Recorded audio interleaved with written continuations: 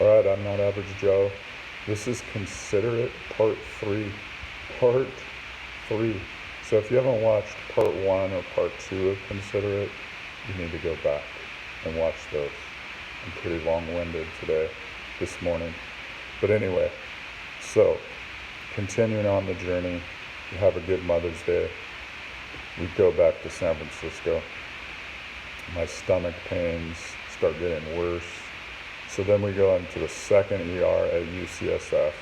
I'll just kind of fast forward through it because, better experience even from the beginning. You walk in and the admissions people knew what stem cell transplant was.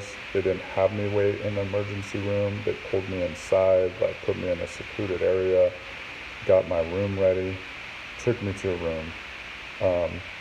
Still they're triaging and everything, so things are still slow-mo to deal with stuff.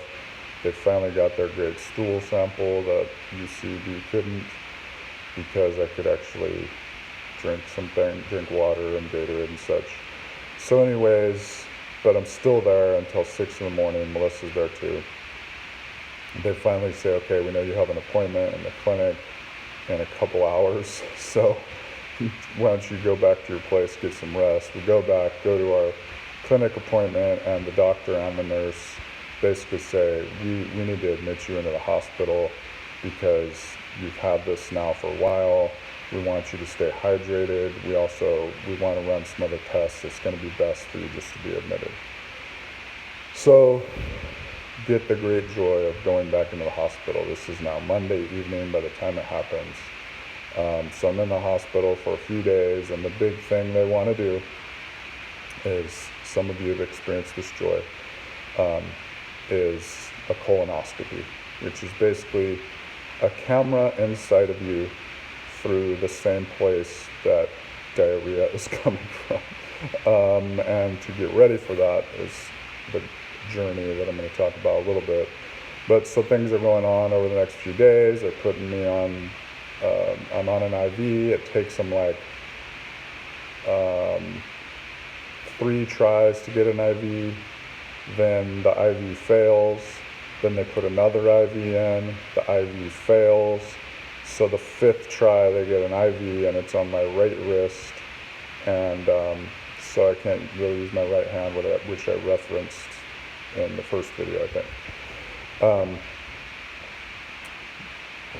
Waterfalls are coming from places that waterfalls are not supposed to be happening, like straight water is coming from my body. It's just not a fun time. Pretty much secluded to my room, in part because you have to wash up, get new clothes, put on a gown, like a special gown, anytime you want to walk. But in second part, because I was going back and forth to the bathroom, so I was pretty much self-secluded to my room on my bed, which gives you hospital legs, which takes a while to get the strength back in your legs. So dealing with seclusion, get to the prep the day before. To prep for this great procedure, you have to drink, I'm trying to remember how many liters of fluid. I think it's a 4-liter bottle, and you have to drink another 2 liters the next day of what I would call wretched liquid. Now, I've had this procedure done years ago, and I don't remember this liquid being so nasty. So I don't know if they just made it worse, or because I'm on so many meds, or just my condition made it taste worse. But I took a sip of it and threw up immediately. And so then they said, well, let's give you some anti-nausea stuff just to stay ahead of it. And I'm like, that's fine. And then I figured out I could mix it with some cranberry juice, which was still nasty. And eventually I figured out I could mix it with Gatorade, which was the best, even though the only Gatorade they had was the low sugar one. But whatever, it's okay. So I'm drinking this nasty fluid, which I think at first I was just doing cranberry juice, trying to consider it pure joy. Again, not really thinking of those words, but working through the circumstance. And they come back in after a few hours and they're like, well, we want to stay ahead of this in terms of you not throwing up. And I'm like, I think I'm fine. And they say, well, no, we're going to give you another type of anti-nausea med, which I can never remember the name of. Anyways, so they give it to me. And Melissa I just told her to go back to the place so she can get better sleep, because in the hospital she sleeps on this little bed and she doesn't really sleep, and there's no sense for both of us to not get sleep. So she was going back to the place that I showed you the picture of in the first video, and she's sleeping there, getting better rest, etc. So I take this anti-nausea meds. She leaves because it's kind of late now, and after a few minutes I just start feeling really weird. It's really hard to describe the way that I felt. I'll try to do it justice, but I felt any type of little pain that you have, any type of annoyance that you're dealing with, most of the time you just put it to the side and you just kind of deal with it. I had kind of a backache. I had just worries about what's going on, thoughts, etc. Well, all of a sudden I became aware of all those things. I felt like I couldn't control them. I felt like I was having a mental breakdown. All I could think about was my back hurts and I can't control it, and what's going to happen. And I was just super anxious, and I felt like I could control nothing. And I couldn't even drink the liquid. I just felt like my mind was spinning, I was having this weird breakdown. And I called Melissa on the phone and I said, you got to come back here. I don't know what's going on. I don't even know what to say. And she's like, okay, have you talked to the nurse? And I'm like, I'll tell her now, just come here. So I hang up, I call the nurse. It's a different nurse that I knew from before though. And I said, I don't know how to describe what's happening. I just feel so anxious, and I feel like I can't control anything, and I can't drink this liquid, and I don't know what to do. And she's like, okay, calm down, let me take your vital signs. And my vital signs were okay. And she's like, are you taking anything? And I told her the name that I can't remember of this med, and she goes, oh, a lot of people have problems with this. And she's like, okay, let me talk to the doctor. Just why don't you relax? And about that time, Melissa comes in. Oh no, actually, Melissa came before the nurse got there because they were trying to find someone. So I'm telling Melissa, and I tell her, you need to go get the nurse. Then the nurse comes in and all this. So I end up just laying down and going to sleep. Now the problem with this is, again, I have to drink all this liquid to prep for this procedure, the colonoscopy. The purpose of it is basically to empty out the contents of your stomach and intestines and etc. so they can do this procedure. So I go to sleep for, I don't know, maybe a couple hours or something like that. So then I get up and I'm actually feeling okay in terms of I don't feel anxious and all that anymore. So I'm drinking this liquid until it's after midnight now. I don't know, 3:30 or so in the morning, and I'm still not done with the 4 liters. And I'm like, oh my gosh, I just gotta go to sleep. So I go to sleep, wake up at 6 or 7, I think, and keep drinking this stuff. And the gastrointestinal doctor comes in, and he's like, or no, it's a woman doctor that came in, and she said, is this the second bottle? And I said, no, I'm still working on the first one because of this happened last night. She goes, okay, just keep going. You might be able to do it on 1 bottle, but just do what you could do. And she said, by this time, I think it was 7:45 or so, because she looked at the clock and she said, okay, it's almost 8. She said, you basically have 3 hours because you have to stop drinking stuff at 11 a.m. Because we're going to do the procedure at 1 and you can't drink or eat anything for 2 hours before the procedure. Okay, so now I'm on a mission. I'm drinking this stuff.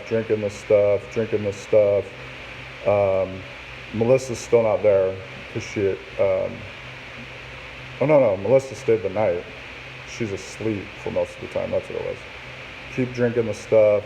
I finish this first bottle at like 10 something. The new GI doctor comes in and he says, all right, so you're doing your prep? I'm like, yeah, I just started the second bottle now. And he's like, okay, I don't know if this is going to work because I don't know if you're clear enough. And I'm like, what do you mean? Like, what does that mean if it's not going to work? And he goes, well, it means we'd have to do the procedure tomorrow. And I'm like, what does that mean? And he said, oh, you'd have to do all this prep all over again. And I just put my head down and I was like, are you serious? He's like, yeah, just do your best. You got now, I think it was like 10:30, he goes, you got 30 minutes to do what you could do. So I just start downing liquid with Gatorade, like just doing cups at a time. And you know, like when you drink a lot, you just get super bloated. But you know, in the middle of this, you're getting up and going to the bathroom, drinking more liquid. It just like empties you out. So I get to 11 o'clock and I don't know, I hadn't drank that much of it, but I did what I could do and I'm just waiting. The nurse comes in and she's like, oh, you did a good job. We're just gonna have to wait and see. So here we are again. I'm telling you this whole story to say I had to sit there and consider it. I had to go, okay, God, like, I have to do this all over again if they say no. And I really, really don't want to do that all over again. Like, it was horrible. And so, but I got to the point again and I said, okay, God, whatever. If I have to do this all over again, if that's what I have to do, whatever it is, I could trust you. I could trust you no matter what happens. And so we don't find anything out. And this is a process, like I'm praying this for a while. It gets to like 10 minutes to 1 and the nurse comes in and she says, all right, let's get you ready. And I'm like, what do you mean? She's like, they're gonna do it, it's on. I'm like, oh, praise Jesus. So they get me ready, do the whole procedure, and I don't have to go through it, but I was ready to go through it. They do the procedure and everything. I still don't know the results. They're still trying to figure out the cause of the wretched word diarrhea. It's either a bug that I picked up from because I had an ear infection and I was on medication, so it brought the levels of bacteria in my gut so low that I could have picked up something else from my own gut. Or it could be what's called graft versus host disease, which is my new immune system fighting the old immune system, which I'm basically being treated for both right now. I think my count is up to a total of, with some medications, doubling pills or tripling pills. I'm thinking about 30-something pills I take per day. So, again, one of those things that I just have to give up to the Lord to make it happen. Sorry for being long-winded, but I'm giving you these details to really talk about when the circumstances of our life come. Can we consider it pure joy for the fact that we're being taught to persevere. We're being taught because we're being made mature. We're being made complete. Scripture says that He's perfecting who He already made perfect. And so when we invite Jesus into our lives, we're instantly perfect because now He dwells within us. But now He goes about this process of perfecting this imperfect vessel, which is a whole complicated thing. But Anyways, consider it pure joy. Allow him to perfect what's already been made perfect. Or if you're not there, allow him into your life so you can experience that. If you don't know him, or if you do know him, look at your circumstances. He's speaking to you. He's revealing himself to you. He's showing you more and more each day, more about him, and bringing out all those characteristics so we can be a light to the world. All right? I'm not Average Joe. You're not Average Joe. Peace out.